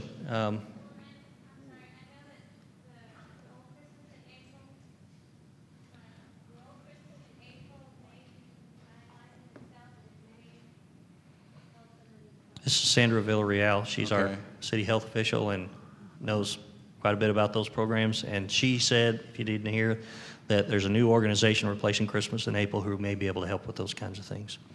If you're aware of a problem like that, if you'll let us know, we'll try to help track down some assistance. You guys are looking at all the bills. You can see who's using a little more than normal average, and so you can help locate these people and maybe counsel them to go to agencies or something like this. Well, the computer will identify usage that falls outside of certain norms, but we don't have somebody thinking in terms of. Well, we're going to have people out Gestapo on the curbs. I'm not into that, and I'm not a bleeding heart either. But we got to work together to solve the problem. This is a community. This is a Christian community, and which brings up another thing that I hadn't even. We don't have any prayer circles going on. Any community action that takes leadership too, and so we have problems. We have other methods we could solve some of these problems with. I don't think we're using. Do you have a suggestion? Kind of like you're doing stuff with the city directly, like on the mains, replacing the joints there, but the housing. How many gallons are we losing in housing or in old buildings that we're trying to rescue downtown? Stuff like that. Well, those business owners downtown get pretty uptight if their water bill gets too high, and they're not bashful about calling us and saying, "I had a leak, I fixed it. I want to talk about an abnormal bill." So we're glad to work with those folks. We're glad to work with any of them. And I thank you for coming out. I don't want to unload on you, but we're here for you. By the way, the Gestapo will be out as soon as those boots come in. We got to put big boots on.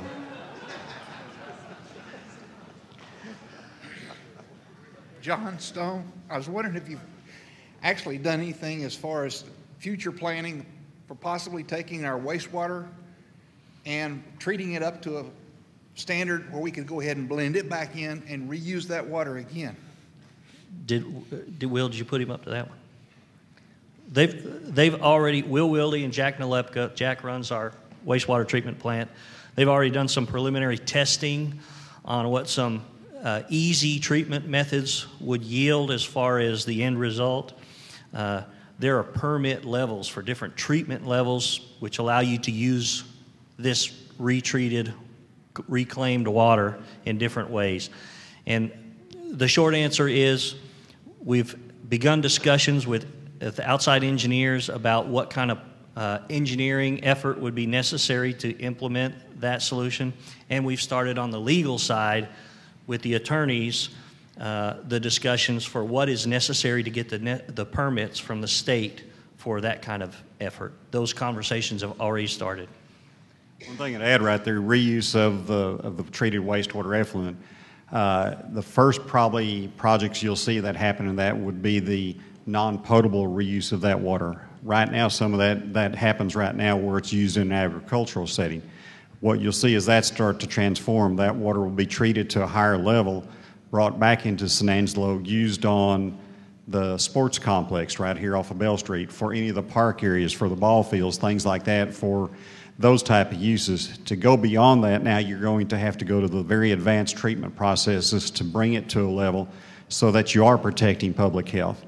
The City of Big Springs, there's a lot of talk about a reuse project they have going on. What they're doing is they're treating wastewater effluent from Big Springs, introducing that back into the raw water supply system, where then it's blended with other raw water sources and then goes through a conventional treatment again. The City of Brownwood recently applied for a direct reuse, where you would take it directly from wastewater through treatment into the municipal potable side. Those type projects at this point in time are not being approved through the Texas Commission on Environmental Quality. They have a lot of concern because there are no standards really on what all the different barriers of protection needed to be provided so that you don't run into the health concerns, particularly pharmaceuticals. Anything that goes into the mouth, as you take those pharmaceuticals, is going to come out of the body and end up either in the wastewater stream, and a very large percent of those end up in wastewater. So how do you ensure that those are being removed from the wastewater stream before you would bring that back in as a potable supply? So considerable work. Some years of testing and things like that will have to occur before direct reuse back into the potable system will occur. But we'll see some of those things happening as far as the indirect reuse for these ball fields happening within the next near future. Thank you. Hello, my name is James Pettit, and I'm a local business owner here. And my past history as a business owner was actually in the greenery industry. I owned a lawn and landscape company that was about 5 years here that I owned and operated. One of my questions is, and concerns not only for myself, but other industries that are doing that right now as well, other lawn and landscape companies. Right now in San Angelo, there's approximately 100 to 125 registered companies that thrive on the greenery industry as far as tree trimming, lawn and maintenance, and landscaping. They have it where they're wanting to implement Drought 3 by October.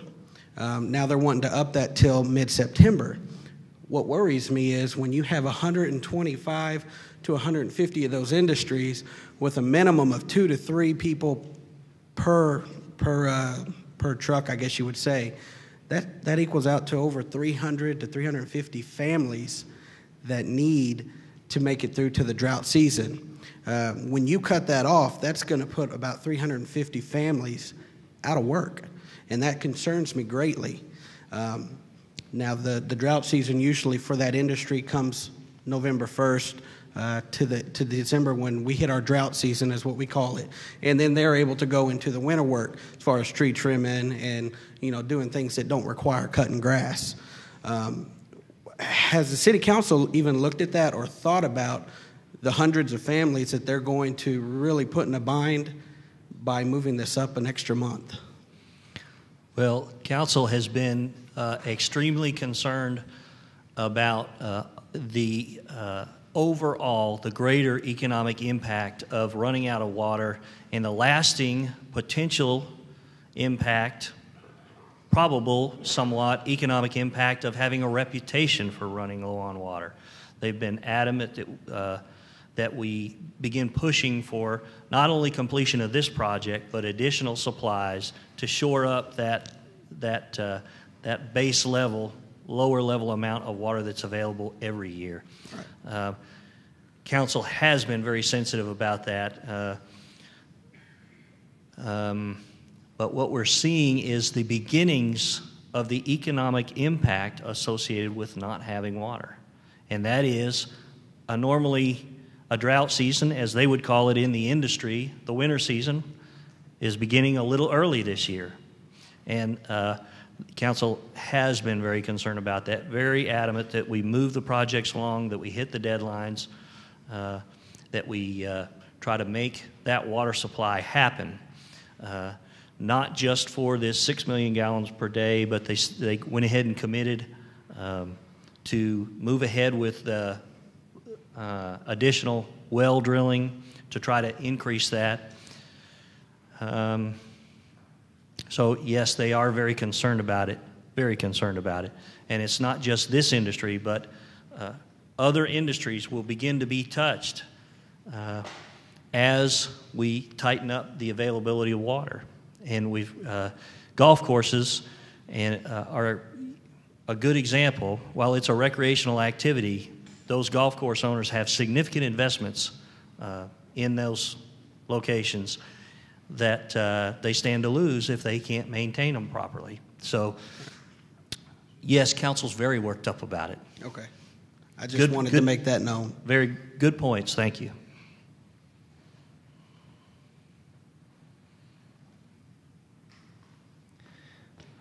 My name is Joseph Grimes, and you're doing a good job.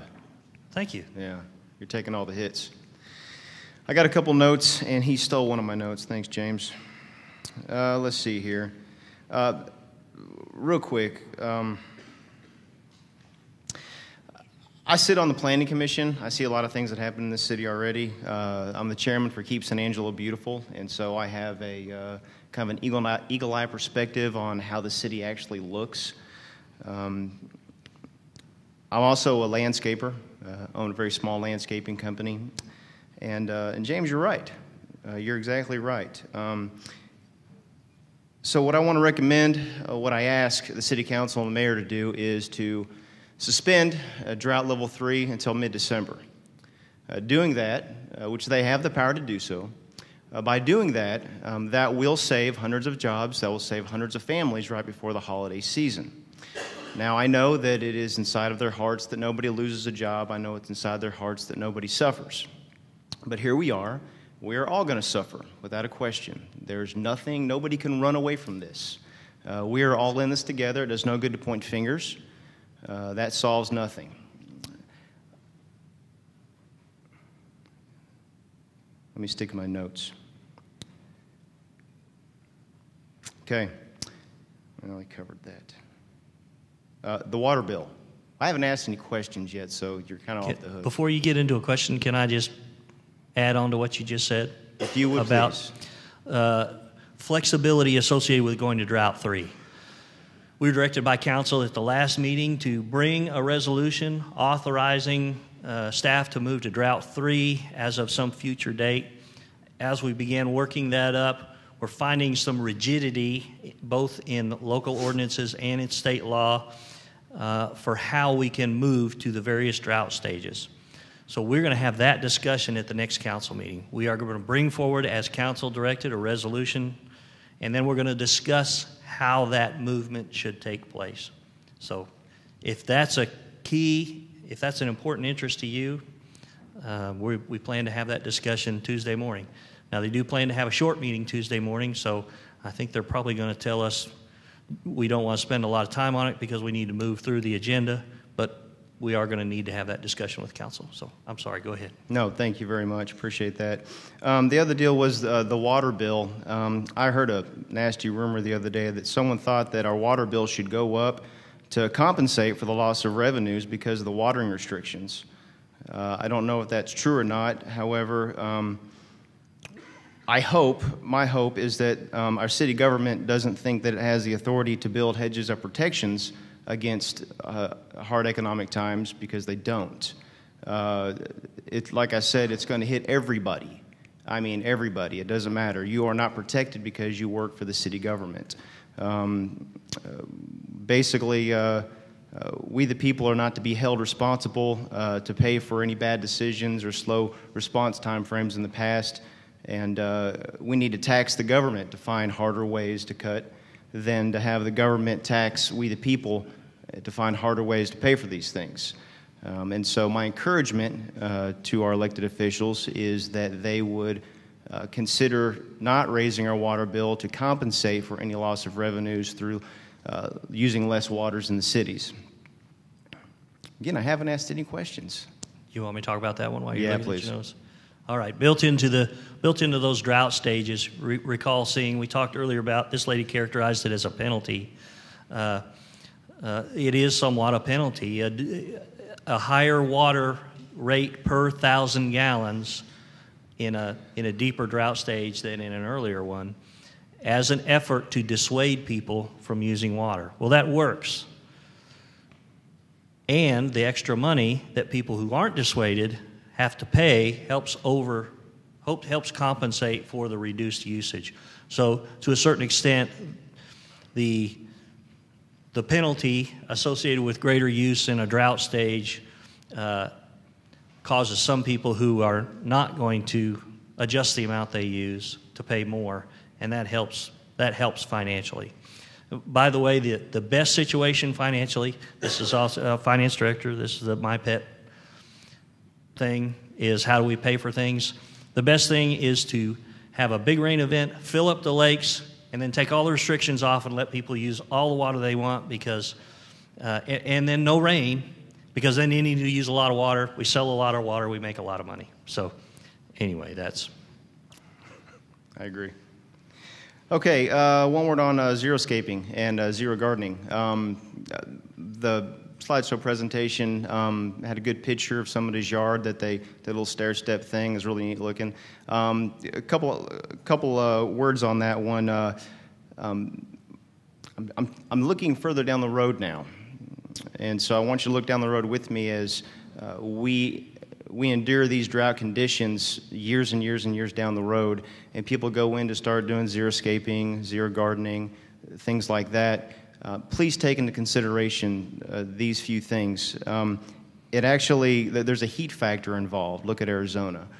When you rock everything, you have a heat intensity factor that starts to build into your economy. It disrupts your ecologies, your bionomics, and it starts to kind of mess up your horticultural industries, your green industries. And quite honestly, it increases your energy bills, things along those lines. As far as water reduction goes, it's recommended, strongly recommended, from the professionals here in this area, the engineers that actually engineered our Texas sports complex and did a fantastic job doing it, that you want to landscape in thirds. You want a third of the yard to be gardening, you want a third to be grass, a third to be rocks, and this gives you a natural filtration of the water that comes down also. As far as watering trees goes, since it is on the council's minds to talk about hand watering trees and foundations, it actually takes more water to keep trees alive in a xeriscaped environment than it does in a grass environment, because rocks will hold that heat throughout our days well in through the nights, and the evaporation factor is something that needs to be calculated into that, so please consider that as well. Now, as far as grass versus rock, I would much rather drink a cup of water that came off of a grass yard than off of a rock yard.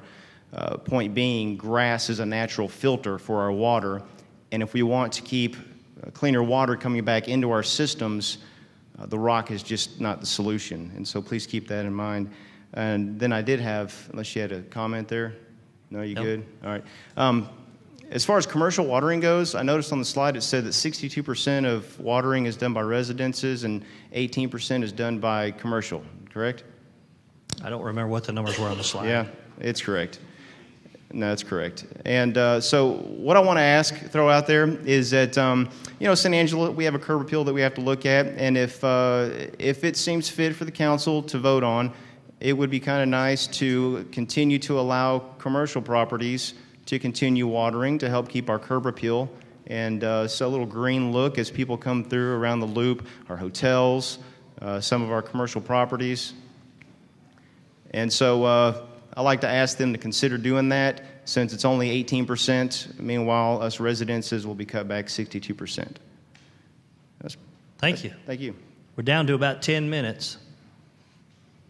I know that breaks your heart.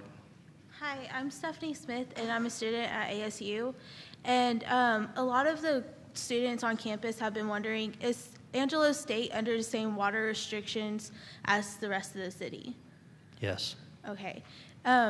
If so, well, of course they are, but how can the students regulate that the school is doing the restrictions? Well, first of all, be supportive. Let your ASU officials know you're supportive of the watering restrictions. Be positive. Mm-hmm. Second of all, get familiar with what those restrictions are, and let them know. They're a big organization. They've got a lot of ground to cover. Let them know when you think they've got an issue. And then, of course, if they seem unresponsive, let us know and we'll try to contact them and help them. But So that positive, supportive approach, I think they will appreciate.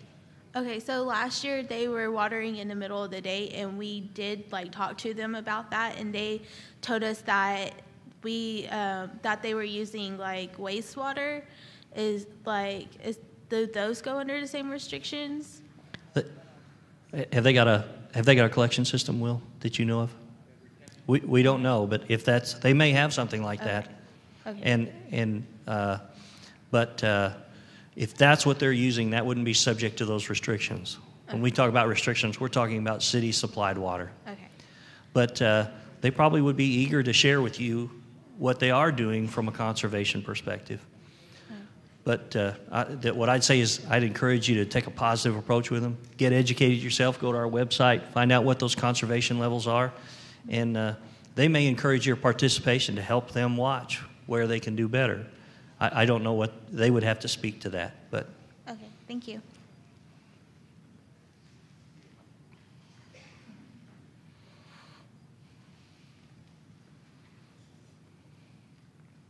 My name is Jim Eatman. This has been very informative, and I'd like to tell you what I've done to conserve water. I put drip irrigation in my flower beds.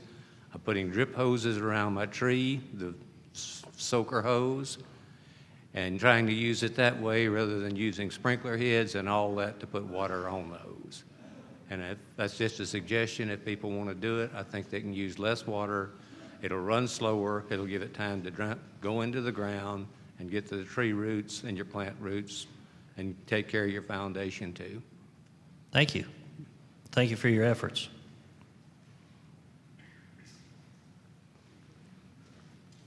My name is Shannon Thompson, and I have a lawn and landscape company here in San Angelo. And as we go to Drought 3 and people ask you to bring water from out of town, is that going to be, are there going to be any roadblocks on that as far as, hey, I have a well outside town, can you come and water my trees and bushes? We haven't got anything like that right now set up. Okay. There was talk about that, but the talk had more to do with wells drilled in town. Okay. And declining water levels beneath the neighboring wells. But we have not heard any talk from council or staff or anybody about well water from out of town being brought in town to preserve landscape. Okay. Now, will that be your next meeting, or how do we find out about that? I don't think that's on the agenda to talk about restricting outside water coming in. Okay. Sounds good. Appreciate it. Brad Davis. One of my questions is if we're going to be using gray water for watering or well water or whatever the case may be, runoff water, do we need signs so that way when they're coming by or whatever that they know, hey, they're using gray water or runoff water so you don't get fined? Well, if the Gestapo shows up, they're going to want to know what you're doing. If they've got a credible report that you're watering every day, they're going to walk you through a process. They're going to want to see what you're doing, that kind of thing. And we'll just do the best we can with it. Thank you. Thank you.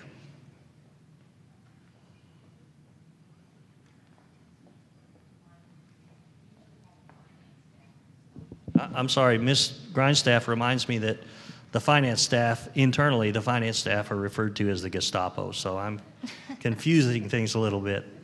She's a little sensitive because code reports to her. My name is Lolly McClellan-Thien. I just have a question. What kind of shape is our infrastructure in as far as our water delivery and that sort of thing? I mean, that would lend to efficient use of water as well. That's a good point. I'm not sure you caught that in the presentation or if you're aware, but when you have an old main system that leaks, that is water that you bought, transported, treated, and are transporting again for sale that you don't ever make the sale. The product never makes it to the point of sale. We have talked about infrastructure improvement and replacement from the standpoint of being able to provide service, but the efficiency or the total amount of water that actually makes it to a meter versus what is pumped out of the plant is important also, because the water you lose is water you paid for that you're not going to get the revenue for. And in today's situation, it's water you can't afford to lose. It's not a financial issue as much as it is a drought issue. the system is improving, but it is a long-term process to replace as much system as we have in place right now. And